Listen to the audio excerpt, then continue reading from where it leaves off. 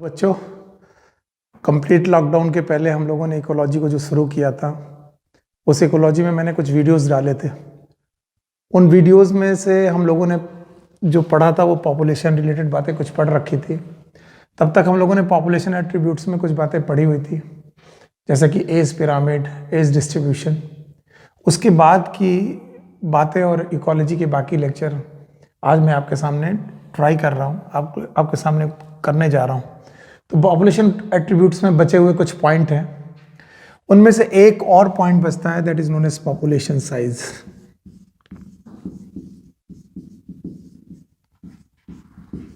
ज्यादातर समय पर पॉपुलेशन साइज ही रियल वैल्यू है, या ज्यादातर समय पर यूज की जाने वाली वैल्यूज हैं population size. Population size is actually number of individual in given habitat, in given habitat.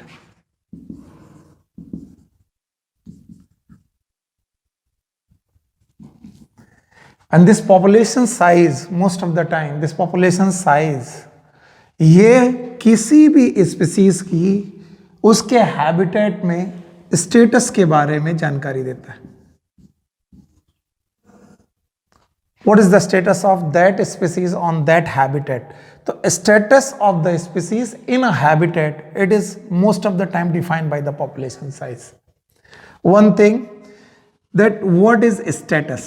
कई बार आप लोग पूछेंगे ये status क्या है? Status का मतलब होता है there are two type of species. One is known as general species. Another one is known as keystone species.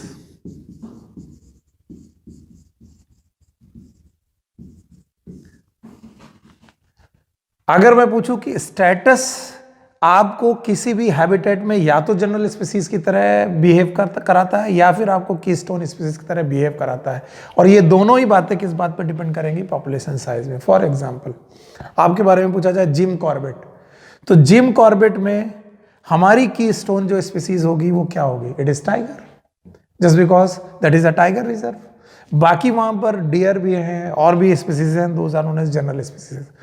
ये बात थोड़ी और आगे बढ़ जाएगी अगर हम लोगों ने इसको जारी रखा, तो हम लोग एक बार फिर से समझ लें। Population size is a number of individual in given habitat, और population size most of the time it gives status of the species in that habitat. One thing. दूसरा, change in population size. Change in population size is, ये एक दूसरी बात है। Change in population size, whether population में increasement हो रहा है या पॉपुलेशन डिक्रीज हो रही है, ये क्या बताती है? Change in population size will define about the outcome of ecological process.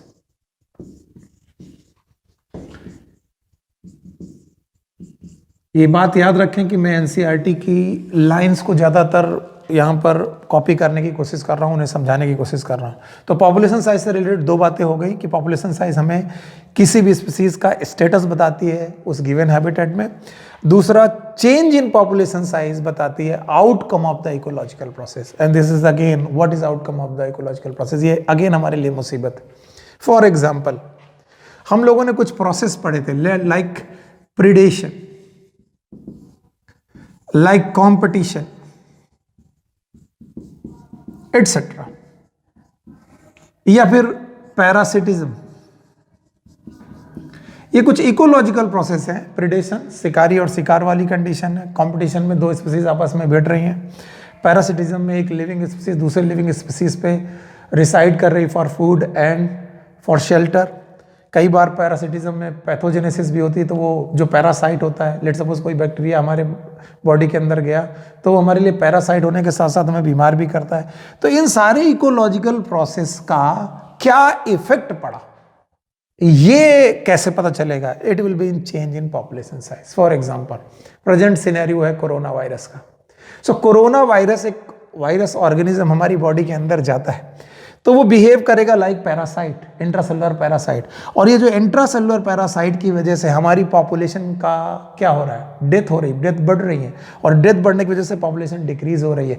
तो पॉपुलेशन का डिक्रीज होना यानी चेंज इन पॉपुलेशन साइज, ये किसी भी इकोलॉजिकल प्रोसेस में हो सकता है, जैसे कि यहाँ पर मैंने बोला पैरासिटिज्म। सो फिर से मैं इस बात को समझा दूँ कि आज हम लोगों ने जो शुरू किया है, मे भी आपको पीछे लैग लग रहा हो, हम लोगों ने पुरानी बातें जो पिछले वीडियोस में देखी करी हैं उसके आगे बढ़ रहा हूँ, तो हो सकता है ये आपको छूटा हुआ पार्ट लग रहा हो। अगर ये बातें समझ में नहीं आ रही हैं तो आप पिछले वीडियो देखें और फिर से कॉन्टिन्यूअस वीडियो पे आएंगे तो आपको समझ में आ जाएगा। खैर, आज की बात फिर से मैं आगे बढ़ाता हूँ। तो नंबर 1 आपको बताना है कि what is population attribute. Next population attribute, it is a population size. What is population size? Number of individual in a given habitat. और पॉपुलेशन साइज से हमें कौन सी दो बातें पता चल रही हैं? पहली बात तो पॉपुलेशन साइज से हमें पता चल रहा है किसी भी स्पीसीज का स्टेटस उस गिवन हैबिटेट में। दूसरी बात, चेंज इन पॉपुलेशन साइज भी हमें कुछ बता रही है। चेंज इन पॉपुलेशन साइज हमें बता रही है आउटकम ऑफ इकोलॉजिकल प्रोसेस। और बहुत सारी इकोलॉजिकल प्रोसेस हैं, उनमें से 2 या 3 इकोलॉजिकल प्रोसेस मैंने बताए। पॉपुलेशन साइज के बाद हमारे पास एक नया एट्रीब्यूट आता है, and that attribute is known as population density. ये भी आप लोग ध्यान से सुने, पॉपुलेशन डेंसिटी। पॉपुलेशन डेंसिटी को डेजिग्नेशन दिया जाता है कैपिटल एन। बहुत ध्यान देने की बात है, आप इसे कैपिटल एन को ध्यान से रखें। Population density is designated by the capital N. First of all, population density क्या है? पॉपुलेशन डेंसिटी और पॉपुलेशन साइज को ऑलमोस्ट सिनोनिमस यूज करते हैं, ये एक दूसरे के पर्यायवाची की तरह यूज किए जाते हैं। लेकिन कई बुक्स में पॉपुलेशन डेंसिटी को population size per unit area या फिर पर यूनिट वॉल्यूम के रेस्पेक्ट में पढ़ा जाता है, यानी पर्टिकुलर एरिया में कितनी स्पीसीज रह रही हैं, that is called as population density. खैर, बाय द वे, हमारे पास पॉपुलेशन डेंसिटी और पॉपुलेशन साइज ऑलमोस्ट इक्वल बात है। तो पॉपुलेशन डेंसिटी या पॉपुलेशन साइज हमें क्या बताता है? वही सारी इंफॉर्मेशन देता है जो हमें पॉपुलेशन साइज में मिल रही थी। खैर, आगे बढ़ते हैं हम लोग। पॉपुलेशन डेंसिटी, कई बार हमारे पास जो इंफॉर्मेशन दे रही है वो इंफॉर्मेशन यूजलेस हो जाती है। मोस्ट ऑफ द टाइम कई बार ऐसा होता है कि पॉपुलेशन डेंसिटी जो हमें इंफॉर्मेशन दे रही है, इट बिकम यूजलेस। अब आप पूछेंगे पॉपुलेशन डेंसिटी में क्या इंफॉर्मेशन दे रही थी, तो आप भूले नहीं, population size and population density में सिनोनिमस बोल रहा हूं। तो मैंने बताया था पॉपुलेशन साइज आपको स्टेटस के बारे में इंफॉर्मेशन दे रही है, साथ में इकोलॉजिकल प्रोसेस के बारे में आपको इंफॉर्मेशन दे रही है। अभी चाहे स्टेटस हो चाहे इकोलॉजिकल प्रोसेस हो, इन दोनों की इंफॉर्मेशन कभी कभी यूजलेस हो जाती है। कभी कभी ऐसी इंफॉर्मेशन मिलती है जो हमारे पास यूजफुल नहीं है, यूजलेस हो जाते हैं। और कई बार ऐसा होता है कि population density it is impossible to count, हम लोग इसे काउंट नहीं कर पाते हैं। अब ये दोनों बातें एनसीईआरटी में 2 लाइन में लिखी हैं कि when the population density become useless and what are the reason when the population density impossible to count. तो पहला पॉइंट कि कब यूजलेस हो जाती है, उसका एक छोटा सा एग्जांपल एनसीईआरटी बोलती है कि बोलते हैं एक पर्टिकुलर एरिया में एक बैनियन ट्री है, बरगद का पेड़ है, जैसे बैनियन ट्री, और उसी बरगद के ट्री में जहां पर है वहां पर लगभग 200 पार्थीनियम के पौधे। अब आप लोग भूले नहीं होंगे कि पार्थीनियम क्या होता है। Parthenium is a carrot grass, आपको मालूम है ये एक वीड है, पार्थीनियम प्लांट है। अगर हम पॉपुलेशन साइज की तरफ जाएं तो हमें मालूम है पॉपुलेशन साइज के हिसाब से इसकी वैल्यू है 200 और इसकी वैल्यू है 1, और इस बेसिस पर पार्थीनियम का स्टेटस उस पर्टिकुलर हैबिटेट में बेटर होना चाहिए, बिकॉज पॉपुलेशन का नंबर ज्यादा है, साइज बड़ा है, और बेनियन का नंबर 1 है, बरगद के पेड़ का नंबर 1 है। इसका मतलब इस पर्टिकुलर पॉपुलेशन में बेनियन ट्री का जो इफेक्ट होना चाहिए, जो स्टेटस होना चाहिए, वो कम होना चाहिए। बट ये ट्रू नहीं है, तभी मैंने बोला ना it is useless information, because अगर हम इस पर्टिकुलर हैबिटेट में देखेंगे तो ज्यादा इफेक्ट बेनियन ट्री का आएगा, because it have more biomass. Less effect आएगा पार्थीनियम प्लांट का, क्योंकि 200 पौधे अगर हम लोगों ने काउंट कर लिए और वे भी किए तो उनका वजन बेनियन ट्री से कम आएगा। तो इस केस में पॉपुलेशन डिसेंडेंसी का कैलकुलेशन यूजलेस है और हम लोग इसे सही मानेंगे नहीं। इस केस में जब कभी भी पॉपुलेशन डेंसिटी हमें यूजलेस पता चलती है, तब हम कौन से पॉपुलेशन एट्रीब्यूट्स के बारे में सोचते हैं? तो पॉपुलेशन एट्रीब्यूट में पॉपुलेशन डेंसिटी के बाद हम लोग या तो परसेंटेज कवर के बारे में बात करते हैं कि कितना कवर किया गया ज्योग्राफिकल एरिया, कितना परसेंटेज ज्योग्राफिकल एरिया कवर किया गया। तो नो डाउट बेनियन ट्री ने ज़्यादा ज्योग्राफिकल एरिया या ज़्यादा हैबिटेट का एरिया कवर किया है 200 पार्थेनियम से। या फिर हम लोग परसेंटेज बायोमास कैलकुलेट कर सकते हैं। परसेंटेज कवर और परसेंटेज बायोमास उस केस में जब हमारे पास पॉपुलेशन डेंसिटी एक यूजलेस इंफॉर्मेशन है, उस केस में परसेंटेज कवर और परसेंटेज बायोमास बेटर इंफॉर्मेशन देंगे। एंड इसी के साथ दूसरा पॉइंट है, जब हम कहते हैं कि कई बार population density is impossible to count. अब आपको लगेगा ऐसा कैसे हो सकता है कि पॉपुलेशन डेंसिटी को इम्पॉसिबल टू काउंट है, तो मैं आपके सामने दो एग्जांपल देता हूं। पहला एग्जांपल ये है, क्या आप किसी भी रिवर में या किसी भी ओशियन में किसी पर्टिकुलर फिश की स्पीसीज के फिश स्पीसीज का या पर्टिकुलर बोनी फिशेस का नंबर काउंट कर पाएंगे? पॉसिबल ही नहीं है। आप पूरे समुद्र में या पूरी नदी में कैसे काउंट कर पाएंगे? दूसरी बात, अगर मैं बोल दूं कि एक बैक्टीरियल प्लेट में एक बैक्टीरिया की पॉपुलेशन, बैक्टीरिया के काउंट करिए, तो क्या कर पाएंगे? बिकॉज बैक्टीरिया कोई स्टैटिक चीज नहीं है, ये कीप ऑन डिवाइडिंग है। आप जब तक काउंट करेंगे उनका जनरेशन टाइम होगा। लेट सपोज 20 मिनट में बैक्टीरिया अपना नंबर बढ़ा देता है, डबल कर देता है। तो मान लीजिए 100 बैक्टीरिया थे और आपने काउंट करना चालू किया और 20 मिनट लग गए, तो फिर 200 बैक्टीरिया हो जाएंगे। इसका मतलब है कि इन केसेस में, कि जैसे कि नदियों में हमें मछलियों को काउंट करना है, ओशियन में हमें मछलियों को काउंट करना है, या फिर हमें किसी भी कल्चर प्लेट में बैक्टीरिया को काउंट करना है, तब हमारे लिए ये population density it is impossible to count. तो दूसरा एट्रीब्यूट पॉपुलेशन डेंसिटी, जिसको डेजिग्नेशन दिया था हम लोगों ने कैपिटल एन को, एक बार रिवाइज करते हैं और फिर आगे बढ़ते हैं। तो चलते हैं। Population density almost population size जैसा ही है। पॉपुलेशन डेंसिटी भी वही सारी इंफॉर्मेशन देता है जो पॉपुलेशन साइज देता है, लेकिन पॉपुलेशन डेंसिटी या पॉपुलेशन साइज में दो बातें एनसीईआरटी लिखती है कि कभी कभी ये यूजलेस साबित होता है और कभी कभी इम्पॉसिबल टू काउंट साबित हो जाता है। कब यूजलेस होता है, इसका एग्जाम्पल भी हमारी एनसीईआरटी में दिया गया है। बेनियन ट्री और पार्थेनियम प्लांट के साथ एक बरगद का पौधा और 200 पार्थेनियम पौधे आपस में स्टेटस के बारे में बात करते हैं, तो देखने में बेनियन का स्टेटस कम लगेगा, लेकिन एक्चुअली ज़्यादा है। उस केस में हम लोग परसेंटेज बायोमास कैलकुलेट करते हैं और परसेंटेज कवर कैलकुलेट करते हैं।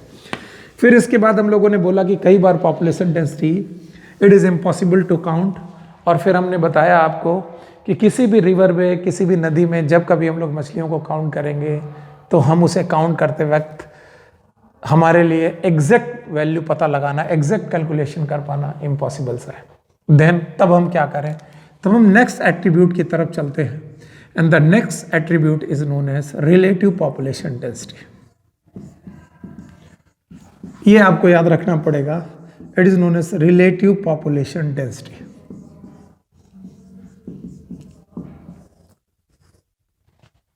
पहली बात तो what is relative population density?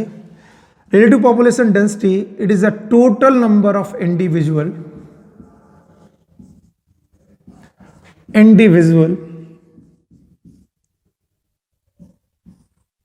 of given species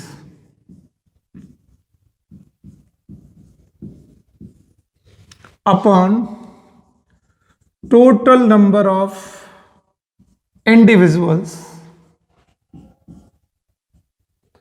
of all species into 100। So आपको मालूम होना चाहिए कि यहां पर हम लोग रिलेटिव पॉपुलेशन डेंसिटी के बारे में बात कर रहे हैं। It is a total number of individual of given species upon total number of individual of all species into 100।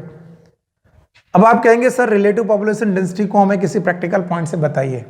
तो प्रैक्टिकल पॉइंट ये है कि अगर आपने नदी में मछलियों को काउंट करने के लिए पॉपुलेशन डेंसिटी देखा तो impossible to count, relative population density को पॉसिबल कैसे बना सकता है? अब आप यहाँ पर किसी भी नदी में किसी पर्टिकुलर एरिया में मछलियों को पकड़िए, और पकड़ने पर यानी पर ट्रैप पर आपको जितनी ज़्यादा मछलियाँ मिलेंगी, अगर मछलियाँ ज़्यादा हैं अलॉन्ग विथ और भी मैरीन एलिमेंट होंगे, और भी एक्वेटिक एनिमल्स होंगे, उन एक्वेटिक एनिमल्स के साथ साथ फिशेस भी प्रेजेंट होंगी। अगर बाकी एनिमल्स के साथ साथ फिशेस का नंबर ज्यादा है तो हम रिलेटिवली बता सकते हैं कि इस पर्टिकुलर एरिया में फिशेस ज्यादा है। पर मान लीजिए अगर ट्रैप में पकड़ते वक्त कछुए ज्यादा मिले, श्रिम्प्स ज्यादा मिले, प्रॉन्स ज्यादा मिली, मछलियां कम मिली, तो हम रिलेटिवली बता देंगे कि बाकी स्पीसीज के रेस्पेक्ट में वहां पर मछलियों का नंबर कम है। तो याद रखने की जरूरत है कि रिलेटिव पॉपुलेशन डेंसिटी में हम लोग total number of individual of given species upon total number of individual of all species into 100 count करके रिलेटिव पॉपुलेशन डेंसिटी से काम कर लेते हैं। अगर किसी पर्टिकुलर एरिया में समुद्र में मछलियां ज्यादा मिल रही हैं तो हम अपने आप कहेंगे कि उस समुद्र में उस एरिया में मछलियां ज्यादा हैं। तब भी हम एग्जैक्ट काउंट नहीं बता पाएंगे, रिलेटिवली बता पाएंगे कि बाकी स्पीसीज के रेस्पेक्ट में वहां पर मछलियों का नंबर ज्यादा है। ठीक है, रिलेटिव पॉपुलेशन डेंसिटी के बाद हमारे पास एक छोटा सा और टॉपिक आता है and this topic is known as tiger census. अगर हम लोग बोलें कि टाइगर की जनगणना कैसे करते हैं, टाइगर सेंसस एक इनडायरेक्ट काउंट है। अगर आप ये ध्यान से देखेंगे, tiger census it is a indirect count.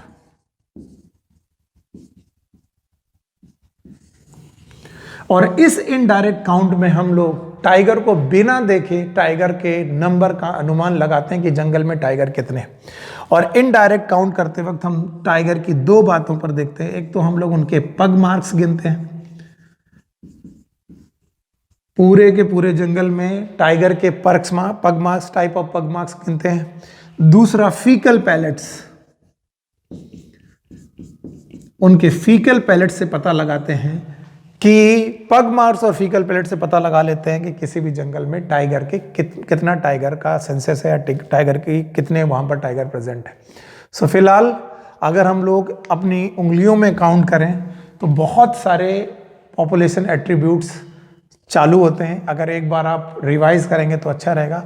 पहले तो हम लोग रिलेटिव पॉपुलेशन डेंसिटी देखते हैं। Relative population density is equals to total number of individual of given species upon the total number of individual of all species into 100। और दूसरा tiger census it is a indirect count. हम लोग पग mark, उनके पैरों के चिन्ह देख करके पता लगाते हैं। दूसरा फीकल पैलेट्स को काउंट करके पता लगाते हैं कि कहीं पर टाइगर कितने हैं। अच्छा, एक बार पॉपुलेशन एट्रीब्यूट को एक सिरे से लिख लेना चाहिए जो हमारे प्रीवियस वीडियो से अब तक है। पहला जो हमारा एट्रीब्यूट था it was the birth rate per capita. अगर आपको याद हो, birth rate per capita per unit time. दूसरा पॉपुलेशन एट्रीब्यूट था it was the death rate per capita per unit time. The third was the sex ratio, अगर आप भूले नहीं हैं पुराने वीडियोस को। इसके बाद चौथा हमारे पास था एज डिस्ट्रीब्यूशन, ये भी हम लोगों ने पुराने वीडियोस में पढ़ रखा है। इसके बाद हमारे पास था एज पिरामिड्स, और आज हमने 2 या 3 पॉपुलेशन एट्रीब्यूट और पढ़े हैं। एज पिरामिड के बाद हमने पढ़ा पॉपुलेशन साइज, जो आज हम लोगों ने पढ़ा। पॉपुलेशन साइज के बाद हम लोगों ने पढ़ा population density.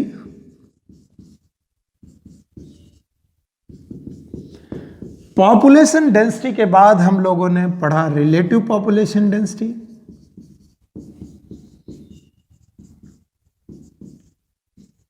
And the last population attribute में हमने पढ़ा टाइगर सेंसस। सो अगर आप कैलकुलेशन रखेंगे कि आपने क्या पढ़ा हुआ है तो आपको मालूम चल जाएगा कि हमारे लिए क्या इंपॉर्टेंट है और क्या इंपॉर्टेंट नहीं है। इसके बाद हमारा नेक्स्ट टॉपिक आता है जो पॉपुलेशन एट्रीब्यूट्स के बाद आता है, and the next topic is known as population growth. देखते हैं व्हाट इज पॉपुलेशन ग्रोथ।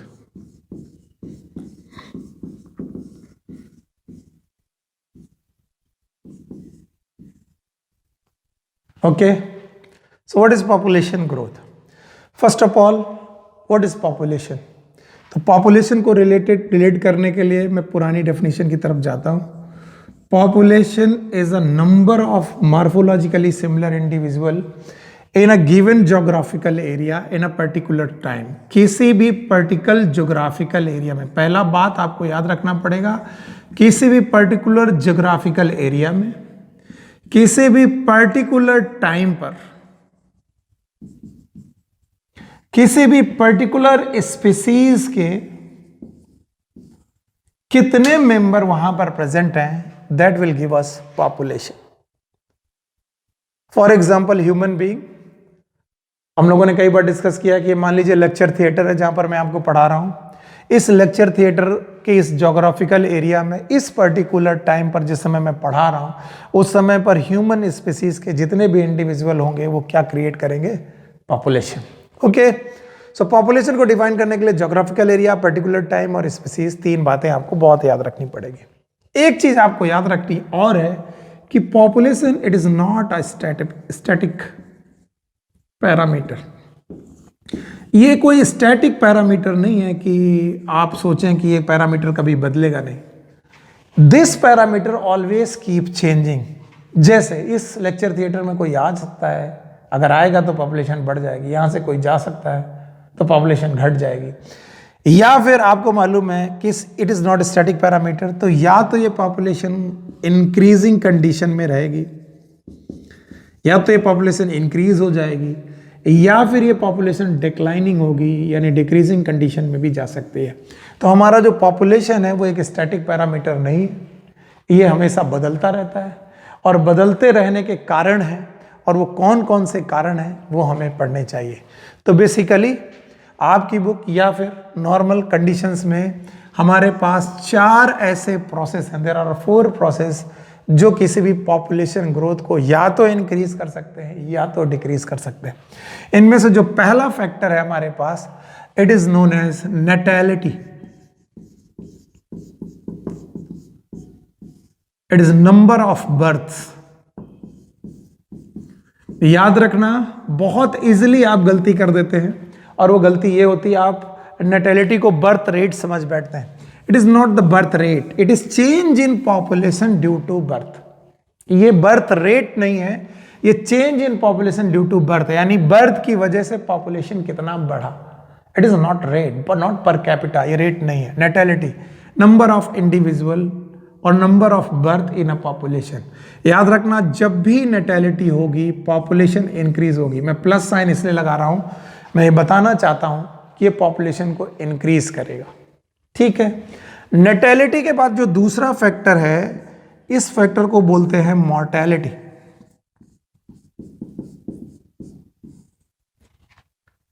और मॉर्टैलिटी का मतलब होता है नंबर ऑफ डेथ, या फिर आप बोल सकते हैं it is a change in population due to death.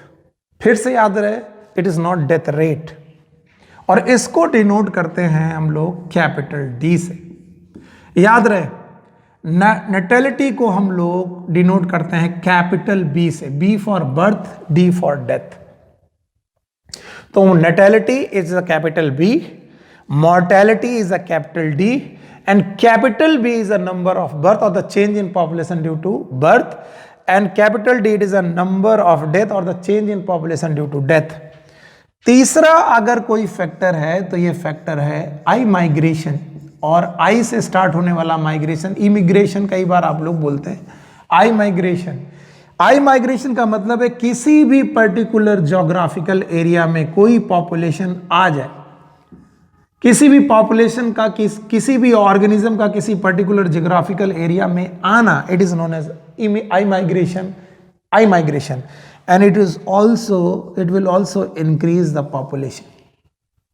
सो हमारे पास 2 ऐसे फैक्टर मिले, one is known as natality, another one is known as immigration, जो पॉपुलेशन को बढ़ाते हैं, और एक फैक्टर हमारे पास है मॉर्टैलिटी, जो कि हमारी पॉपुलेशन को घटाता है क्योंकि ये डेथ करता है और नंबर ऑफ इंडिविजुअल डेथ की वजह से कम होते जाते हैं। और चौथा अगर कोई फैक्टर है और प्रोसेस है जिसकी वजह से पॉपुलेशन डिक्रीज होती है, वो है ई माइग्रेशन।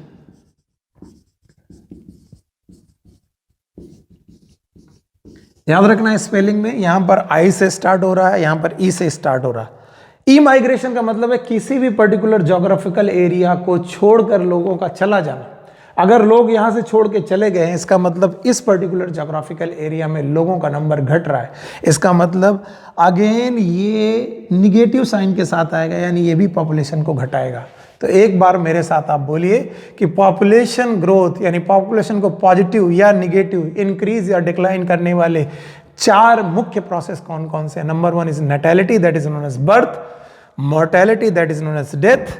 इसके बाद है आई माइग्रेशन, इसे हम लोग कैपिटल आई के साथ डिनोट करते हैं, और ई माइग्रेशन इसे कैपिटल ई के साथ डिनोट करते हैं।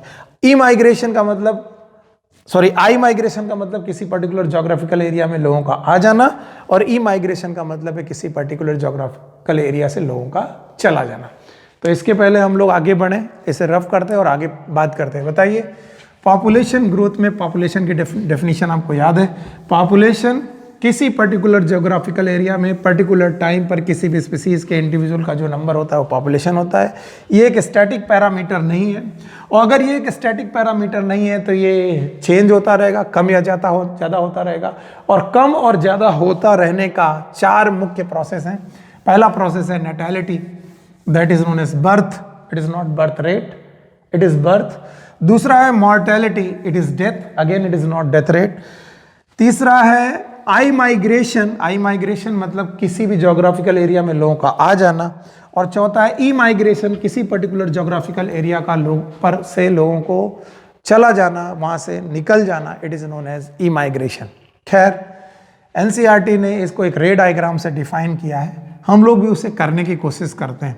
मान लीजिए ये एक पर्टिकुलर ज्योग्राफिकल एरिया है, और जब हमने ये एक्सपेरिमेंट शुरू किया उस समय टाइम इक्वल टू टी लिया है, और टाइम इक्वल टू टी लिया है तो यहाँ की जो पॉपुलेशन हमने ली है उसे लिया है एन टी, क्योंकि जीरो पॉपुलेशन से शुरू नहीं कर सकते, तो कुछ ना कुछ पॉपुलेशन होगी। टी टाइम पर जो पॉपुलेशन है उसको नाम दिया हमने एन टी। अब इस एंटी पॉपुलेशन में इन चारों बातों को लगाते हैं। पहली बात है, अगर इस पॉपुलेशन में बर्थ हो रही है, याद रखिए बर्थ को हम लोगों ने बोला था नेटैलिटी, तो नेटैलिटी होने पर पॉपुलेशन इंक्रीज करेगी, प्लस होगा।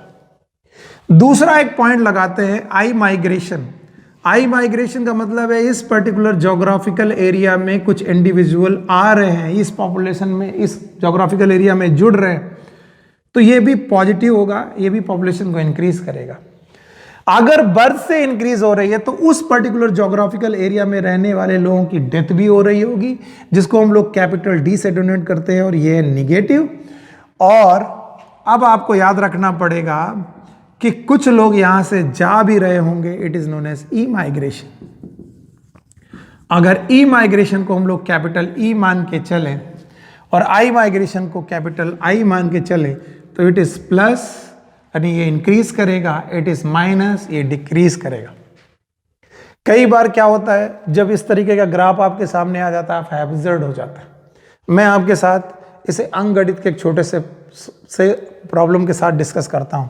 मान लीजिए यहां पर 1000 इंडिविजुअल थे टी टाइम पर, और टाइम बीतने पर यहां पर जो बर्थ हुई है लगभग 300 हुई है, यानी 300 नए बच्चे पैदा हुए। लेट्स सपोज 300 है, एक आर्बिट्री है, हम ऐसे ही सोच रहे हैं। और लगभग 200 लोगों की डेथ हो चुकी है, ये मान लेते हैं हम लोग, ये 200 लोग मर चुके हैं। इस पॉपुलेशन में लगभग 50 लोग आकर के ऐड हुए, और इस पॉपुलेशन से लगभग 100 लोग निकल गए, चले गए, ई माइग्रेशन हो गया। तो after time T plus one के बाद पॉपुलेशन क्या होगी?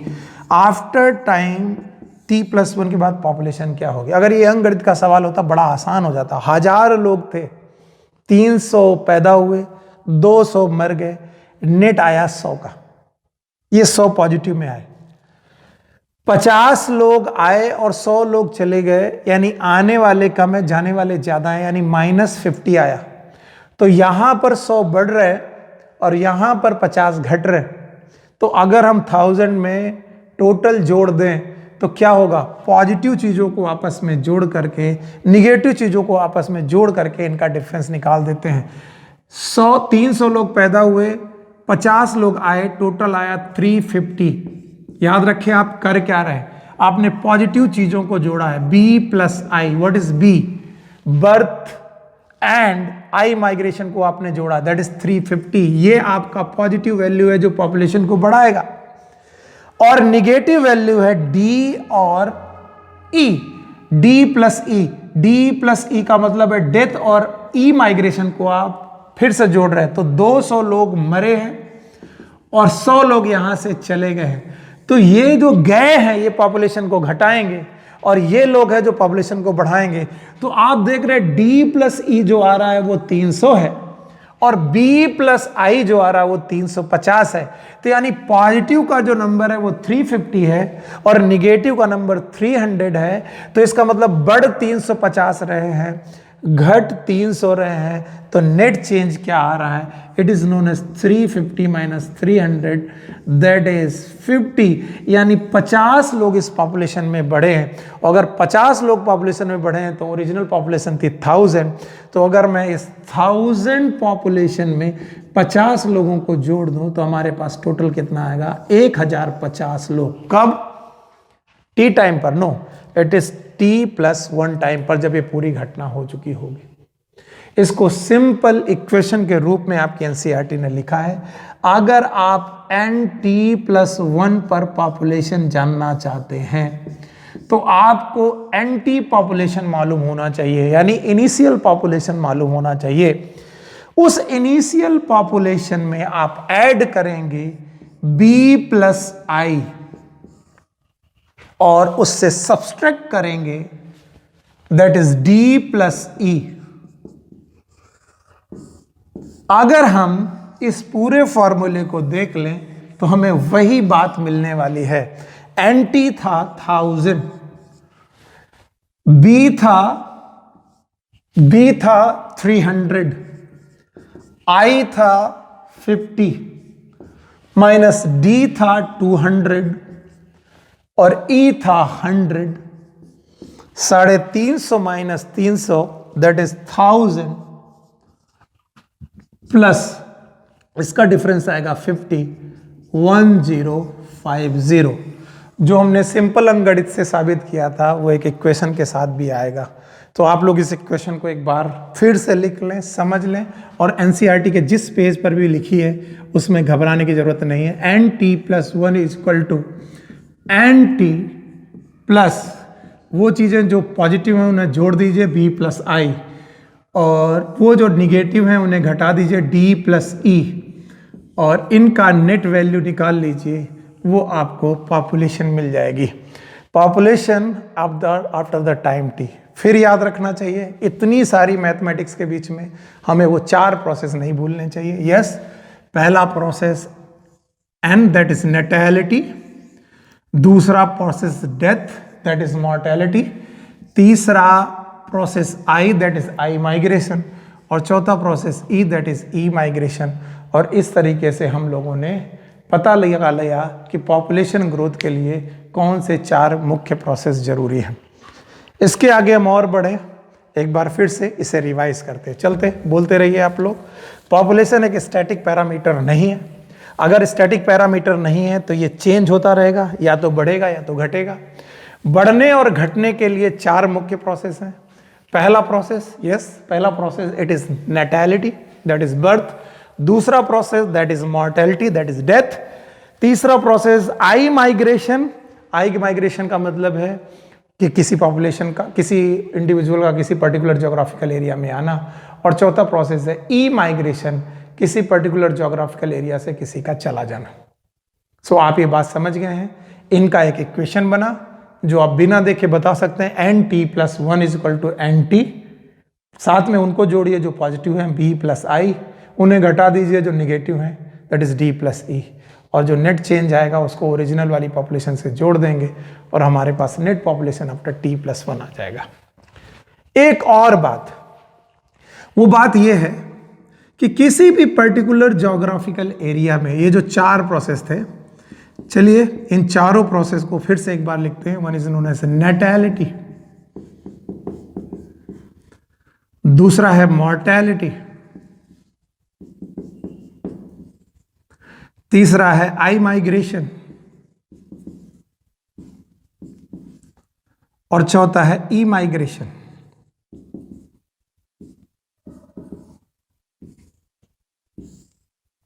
नैटेलिटी, मॉर्टेलिटी, आई माइग्रेशन, ई माइग्रेशन, इन 4 बेसिक प्रोसेस में से मोस्ट ऑफ द टाइम किसी भी ज्योग्राफिकल एरिया में यही 2 प्रोसेस हैं जो सबसे ज्यादा इफेक्ट डालते हैं। सबसे ज्यादा इफेक्ट डालने वाले जो प्रोसेस हैं, these are the natality and mortality. फिर से इसे समझने की जरूरत है क्योंकि आप क्वेश्चन में गड़बड़ कर सकते हैं। पहला पॉइंट, अगर ऑलरेडी एस्टेब्लिश्ड पॉपुलेशन है, ऑलरेडी एस्टेब्लिश्ड पॉपुलेशन है, इसका मतलब है ऐसी पॉपुलेशन जो पहले से किसी ज्योग्राफिकल एरिया में स्टेबलाइज्ड है, एस्टेब्लिश्ड। फॉर एग्जांपल, हम लोग कानपुर की बात करते हैं, कानपुर में रहते हैं, तो कानपुर का जो मेजर पॉपुलेशन है, माइनर बात नहीं कर रहा हूं, मेजर पॉपुलेशन है वो स्टेबलाइज्ड पॉपुलेशन है, यहीं पर रह रही, सदियों से, सालों से, दशकों से रह रही है। तो यहां पर रोज का रोज बहुत बड़ा आई माइग्रेशन और बहुत बड़ा ई माइग्रेशन नहीं होता। ऐसा नहीं कि बहुत सारे लोग एक साथ आ जाएं और बहुत सारे लोग एक साथ यहां से चले जाएं, ऐसा नहीं होता। पर इस ऑलरेडी एस्टेब्लिश्ड पॉपुलेशन में रोज डेथ और बर्थ जरूर हो रही है। अगर बर्थ देखना है आपको, नैटेलिटी देखना है, आप सारे कानपुर के हॉस्पिटल चले जाइए, सारे हॉस्पिटल में देखिए और हर हॉस्पिटल में आपको बच्चे मिलेंगे, इसका मतलब बर्थ है। और अगर आपको डेथ देखना है, कब्रिस्तान, शमशान, यहां जा सकते हैं और आप देखेंगे कि यहां पर रोज बर्थ और डेथ हो रही है। तो किसी भी ऑलरेडी एस्टेब्लिश्ड पॉपुलेशन में चारों बातें लगती हैं, लेकिन मेजॉरिटी में ये 2 बातें ज्यादा लगती हैं, one is known as natality, another is mortality. लेकिन अगर कोई स्टेबलाइजिंग पॉपुलेशन है, established and this is known as stabilising. Stabilising का मतलब है जो ऐसी पॉपुलेशन है जो स्टेब्लिश्ड हो रही है, अभी पूरी तरीके से स्टेबलाइज नहीं हुई है। फॉर एग्जांपल, एक न्यू कॉलोनाइजेशन हो रहा। अब आप बोलेंगे व्हाट इज न्यू कॉलोनाइजेशन?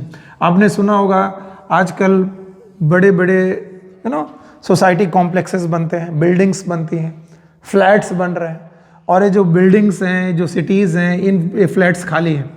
अब इन फ्लैट्स का ऑक्यूपेशन चालू होता है। जब ऑक्यूपेशन चालू होता है, जब लोग यहाँ पर रहने आ रहे होते हैं, तो सबसे बड़ा फैक्टर जो होता है वो होता है आई माइग्रेशन। यानी 2 महीने पहले जब तक ये बिल्डिंग, या 2 साल से जब तक ये बिल्डिंग बन रही तब तक यहाँ पर कोई नहीं था, लेकिन जैसे ही हम लोगों ने बिल्डिंग हैंड ओवर की और लोग यहाँ पर आना चालू हुए, तो महीने 2 महीने के अंदर ये पूरी बिल्डिंग भर जाती। इसका मतलब इस स्पेशल केस में आई माइग्रेशन ही मेन फैक्टर है जो पॉपुलेशन चेंज को दर्शा रहा है। यहां पर बर्थ और डेथ उतना बड़ा फैक्टर नहीं है। सो इन 4 फैक्टर को फिर से एक बार सोचिए, समझिए। One is known as natality, another one is known as mortality, the third one is known as immigration बेटा, ई माइग्रेशन, चौथा है ई माइग्रेशन। इनमें से 2 फैक्टर ऐसे हैं जो जनरली लगते हैं और 2 ऐसे फैक्टर हैं जो स्पेशल केस में लगते हैं, और इनका एक फॉर्मूला आपके सामने हो चुका है। तो अभी हम लोग अभी के लिए इतना करते हैं, फिर देखते हैं क्या करेंगे।